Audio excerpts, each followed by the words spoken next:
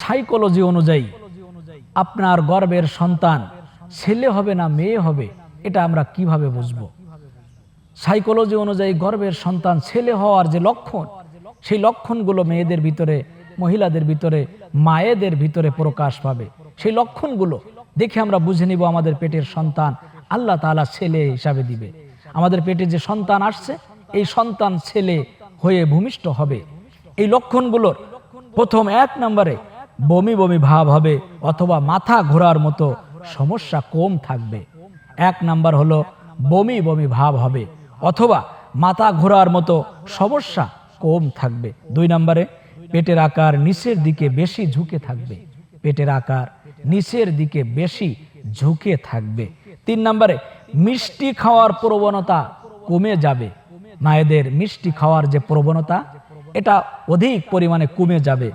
4 নম্বরে মুডটা সবসময় সুইং থাকবে, অর্থাৎ কথায় কথায় রাগ করবে, কান্না করবে। যারা কথায় কথায় রাগ করবে এবং কান্না করবে, এটাকে বলা হয় মুড সুইং। এই মুড সুইংটা তাদেরকে কম হয়ে যাবে ওই সময়। 5 নম্বরে বাদিক কাত হয়ে শোয়ার প্রবণতা বৃদ্ধি পাবে। বাদিকে ঘুমানোর প্রবণতা, শোয়ার প্রবণতা, এটা বৃদ্ধি পাবে। 6 নম্বরে ঝাল বা টক খাওয়ার ইচ্ছা বেড়ে যাবে মেয়েদের। যখনই মায়েদের টক বা ঝাল খাওয়ার ইচ্ছা বেড়ে যাবে, তখনই বুঝে নিব তার পেটের সন্তান ছেলে হিসাবে জন্ম নিবে। 7 নম্বরে কাজে কর্মে অলসতা কমে যাবে। আমি আবার বলছি, বমি বমি ভাব হবে অথবা মাথা ঘোরার মতো সমস্যা কম থাকবে। 2 নম্বরে পেটের আকার নিচের দিকে ঝুঁকে পড়বে। 3 নম্বরে মিষ্টি খাওয়ার প্রবণতা কমে যাবে।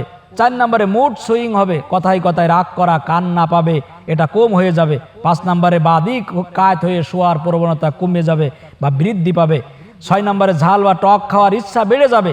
7 নম্বরে কাজে কর্মে অলসতা কমে যাবে।